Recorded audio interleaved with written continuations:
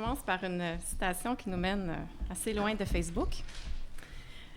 L'habituel cérémonial, porte fermée à clé, volet fermé, rideau tiré, boule de cire pour supprimer les bruits du dehors, tous les bruits de non-amour.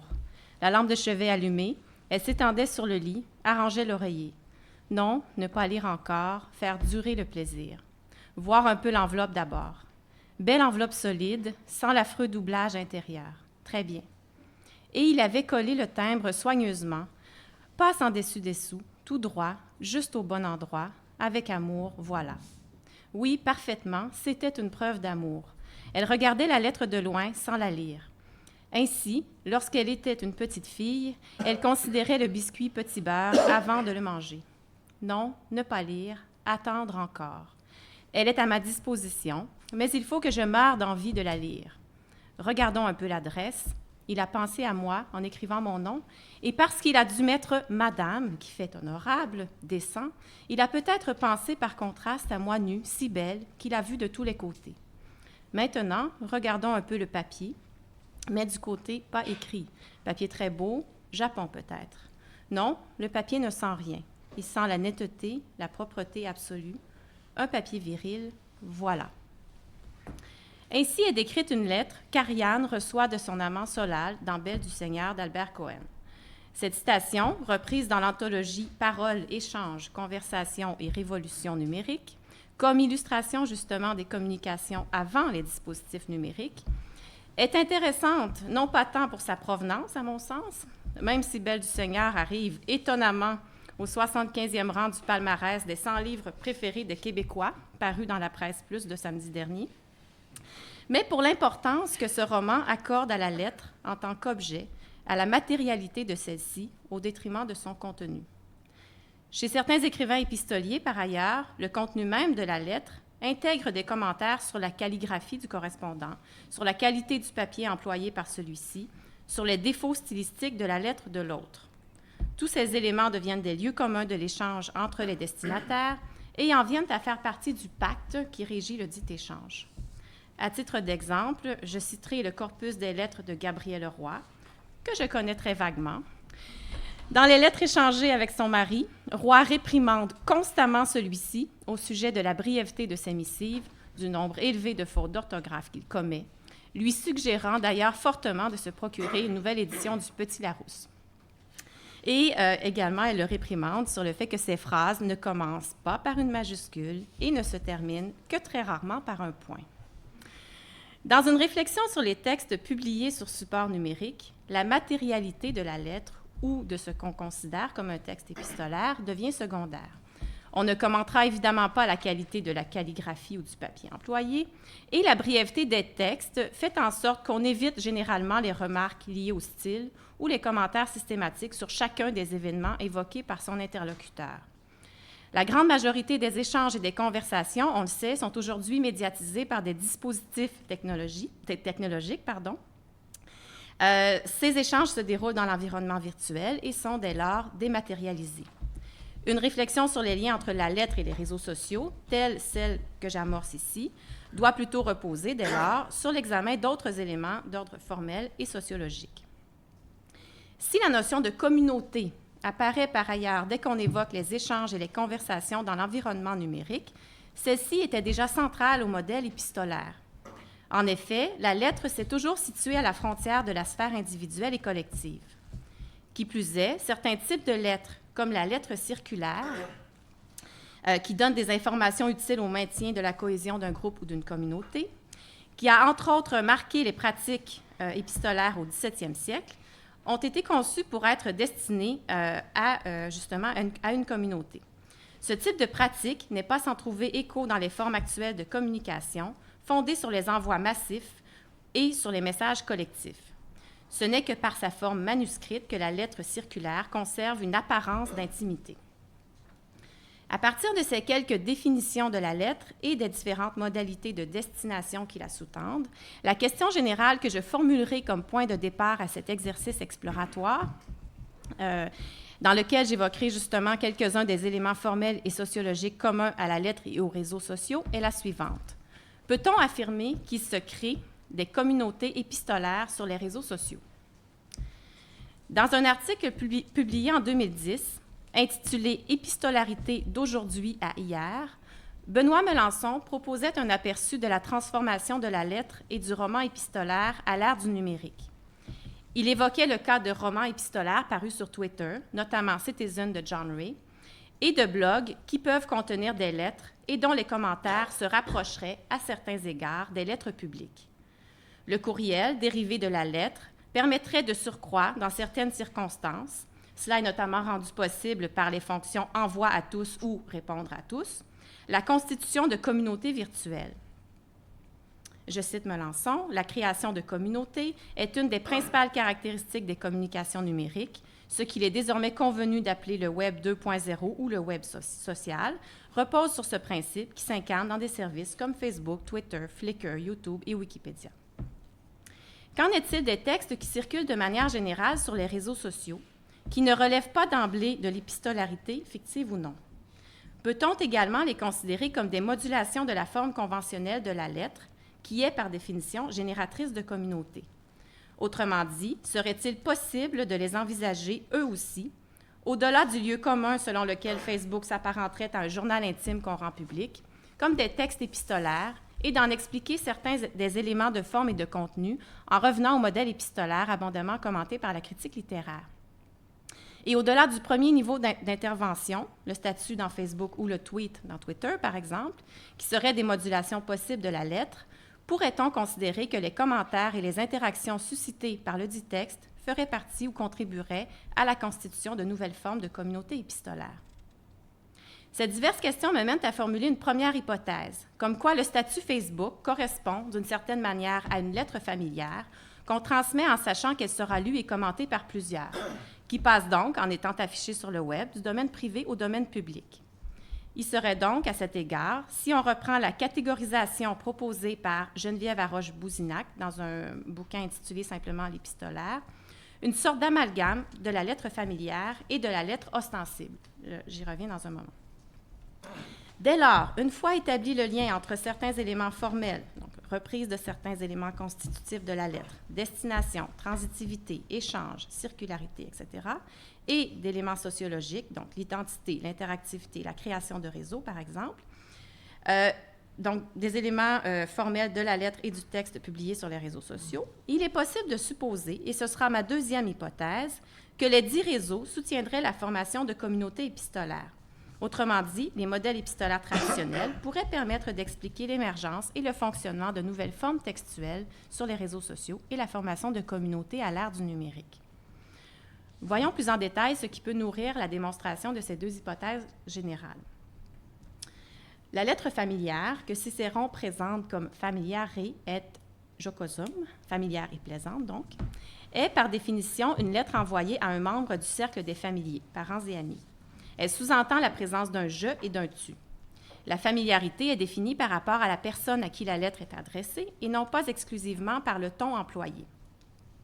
Le contenu est tout de même caractérisé par une certaine liberté dans les sujets abordés, à cause justement de la proximité des liens entre destinataire et destinataire, liens qui suggèrent une habitude de fréquentation. De même, la lettre familière, qui suppose toujours, dès son envoi, l'existence d'une éventuelle réponse, s'inscrit dans une certaine continuité, notamment du lien affectif entre les correspondants, mais ne suppose pas nécessairement l'existence d'un pacte de confidentialité.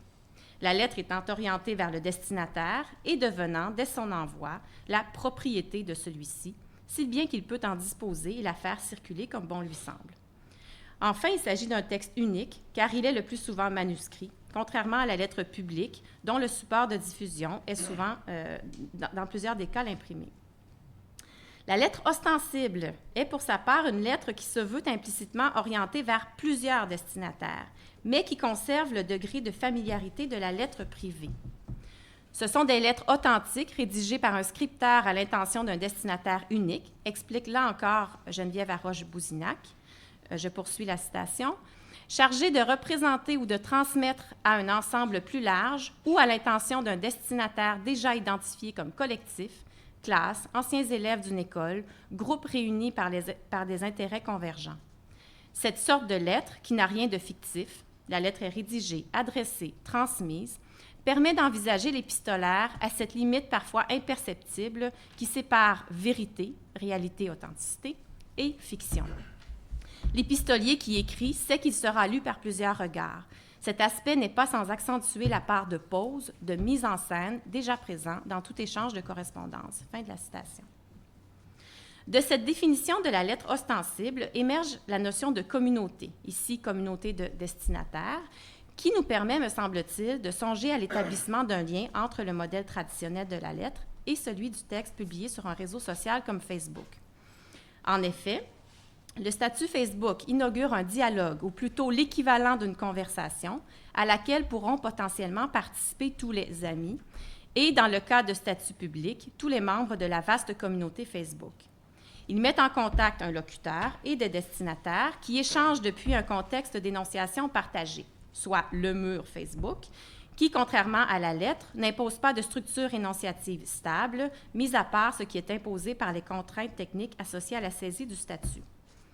Or, s'il n'y a pas de structure énonciative stable, les différents éléments formels de la lettre se trouvent tout de même la plupart du temps condensés dans le statut Facebook.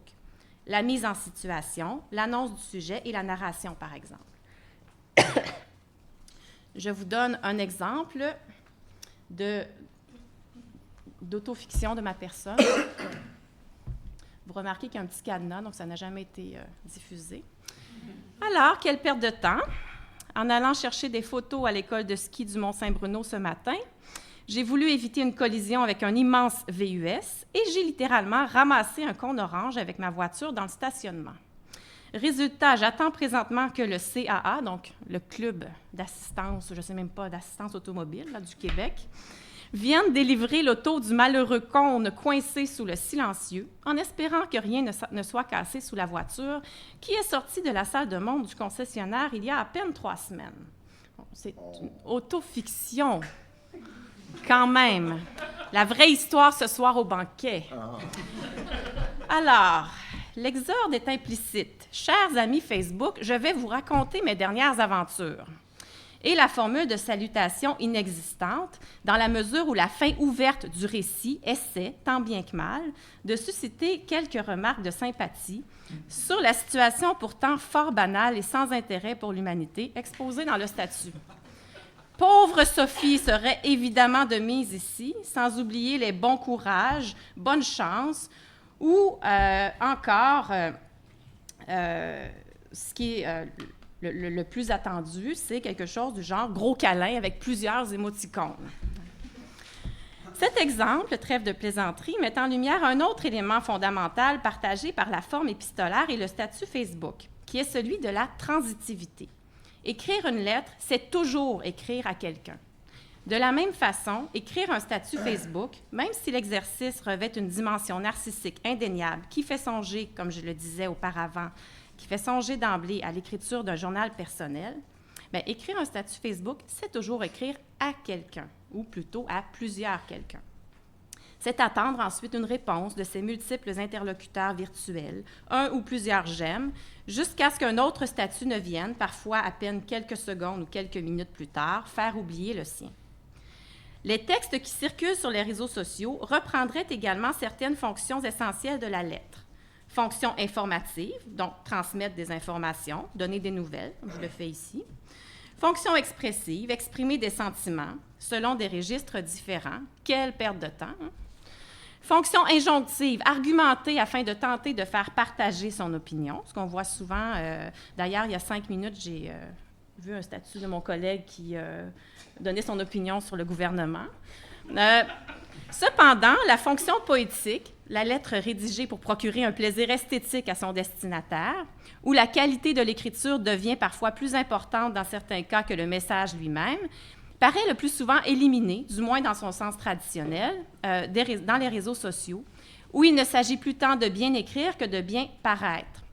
En fait, si on trouve toujours des traces de cette fonction poétique, ce serait précisément dans cet effort soutenu et presque quotidien d'écriture, déployé par l'utilisateur dans le but d'émouvoir, d'attirer la sympathie, ou, très souvent, de faire rire ses destinataires, dans lequel cas on pourrait peut-être alors parler de fonction clownesque.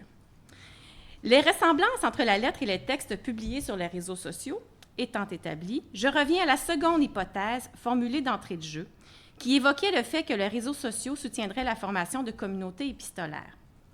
Je citerai maintenant un bref passage qui contient la description du salon des Verdurins, au début d'un amour de Swann. Voilà.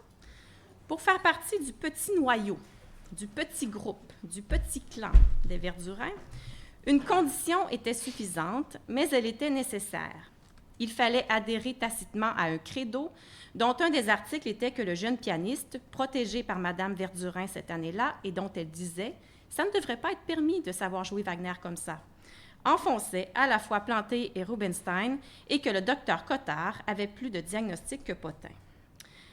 Toute nouvelle recrue à qui les Verdurins ne pouvaient pas persuader que les soirées des gens qui n'allaient pas chez eux étaient ennuyeuses comme la pluie, se voyait immédiatement exclue.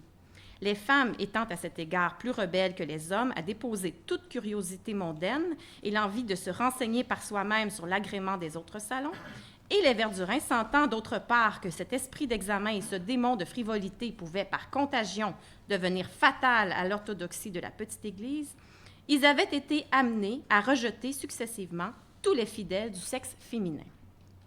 L'habit noir était défendu parce qu'on était entre copains et pour ne pas ressembler aux ennuyeux dont on se gardait comme de la peste et qu'on n'invitait qu'aux grandes soirées, donner le plus rarement possible, et seulement si cela pouvait amuser le peintre ou faire connaître le musicien. Le reste du temps, on se contentait de jouer des charades, de souper en costume, mais entre soi, en ne mêlant aucun étranger au petit noyau. Alors, le salon devient ici le noyau d'une communauté de laquelle certains sont exclus ou simplement rejetés. Les individus de sexe féminin, ceux qui portent l'habit noir, alors là, je commence à me sentir un peu concernée, ceux qui osent prétendre que les gens qui ne fréquentent pas les colloques de figurants, non, ceux qui osent prétendre que les soirées des gens qui ne fréquentent pas le salon des Verdurins ne peuvent être intéressantes. La lettre, dans le contexte des communautés épistolaires et le statut Facebook, pour reprendre cet exemple dans le contexte des réseaux sociaux, constituent pour leur part le noyau de leurs réseaux respectifs, la raison pour laquelle la communauté est en mesure de tenir, communauté de laquelle on peut bien entendu être expulsé. Car ceux qui condamnent le contenu des lettres ou qui n'opinent pas dans le sens des remarques formulées par leurs amis Facebook s'exposent évidemment à une exclusion potentielle du réseau. Reprise ou modulation du contexte des relations épistolaires, les relations de communauté sur les réseaux sociaux se négocient dans un espace mobile où elles se déploient et se redéploient, s'examinent constamment, passant par des points de convergence ou des noyaux, en l'occurrence un ami commun, et faisant ainsi en sorte que parfois 2 ou plusieurs réseaux ou communautés soient mis en relation. En outre, tout comme dans le cas des communautés épistolaires, la sociabilité qu'on pourrait qualifier de présentielle est désormais très rare à l'ère du numérique, surtout dans les réseaux sociaux qui favorisent plutôt une sociabilité diffuse et, pour reprendre un terme employé par Christophe Vaillant, désincarnée. La communauté créée autour de l'échange de textes entre amis menace constamment l'utilisateur d'exclusion sociale s'il n'est pas raisonnablement branché ou actif, ou s'il ne livre pas suffisamment d'informations, ou ne s'exprime pas assez clairement pour éclairer ses destinataires. En fait, comme le souligne Pierre Merkley, et je cite, « Le réseau grandit avec l'exposition de soi, mais en retour, les préférences affichées évoluent sous l'influence des interactions qu'elles suscitent avec les amis, si bien que les réseaux sociaux modifient, comme la lettre qui s'insérait dans les échanges sociaux, les représentations et les relations sociales, et qu'ils participent, comme l'a montré Merkley, d'un processus de légitimation intersubjective, se déployant à l'infini. En somme, j'ai montré, trop sommairement j'en conviens, qu'il paraît possible à certains égards de comprendre et d'expliquer la formation de communautés créées sur un réseau social comme Facebook à partir du modèle épistolaire traditionnel. Certains enjeux identitaires de la communauté épistolaire sont en effet repris et modulés. La façon d'écrire, la personnalisation de sa page, par exemple, deviennent des enjeux importants dans la création de sa persona virtuelle et de la place qu'elle occupera au sein de la communauté. La communauté est également le lieu d'un jeu de simulation. Tout comme c'était le cas dans les communautés épistolaires, on joue sur Facebook à changer sa propre condition. On joue à faire semblant. On prête même vie à des objets, comme à des pingouins en peluche, pour laisser croire qu'on n'est pas vraiment sur Facebook. De la même manière, on aura tendance à adopter les mêmes comportements et habitudes d'écriture pour se conformer aux attentes du reste du groupe ou à la manière d'être des membres les plus actifs. Il resterait évidemment à approfondir encore cette question du point de vue spécifique des identités, mais comme la question des identités sera largement abordée par mon collègue ici dans sa communication, je lui laisserai le soin de développer davantage. Quelques nuances s'imposent néanmoins. La première est qu'on n'écrit ordinairement pas une lettre pour ne rien dire, alors que Facebook est généralement davantage du côté de la conversation, du bavardage. Certains emploient même le terme « babillage » pour définir ce qui s'y trame. Autrement dit, Facebook est associé au fait de parler, justement, pour ne pas dire grand-chose. En outre, les frontières d'espace et de temps sont fondamentales à la constitution des communautés épistolaires qui se forment dans la durée et dont l'un des paramètres importants est celui de l'attente, comme le rappelle l'exemple du personnage d'Ariane évoqué en introduction. Or, les communautés créées sur les réseaux sociaux se déploient, comme on le sait, dans l'instantané, dans l'immédiat. Le temps de l'échange y est en effet resserré et les liens ne se voient plus, comme dans les réseaux épistolaires, renforcés par l'attente. La même remarque s'appliquerait d'ailleurs au cas du courriel et des envois massifs qu'il permet, mais là n'était évidemment pas la finalité de mon intervention. Dans un contexte où la situation de lecture, pour poursuivre, reste sensiblement la même que la situation de production des statuts. Enfin, le partage des idées sur les réseaux sociaux, contrairement à ce qui se produit dans les communautés et réseaux épistolaires, relève davantage du plaisir de pouvoir faire circuler les statuts des amis ou des pages auxquelles on est abonné au fur et à mesure qu'on en prend connaissance, sans nécessairement prendre le temps de faire mûrir la réflexion, ce à quoi convient implicitement la lettre. Puisque c'est à cette réactivité et à cette possibilité d'interactivité que ne comporte pas la lettre qu'invite l'environnement virtuel.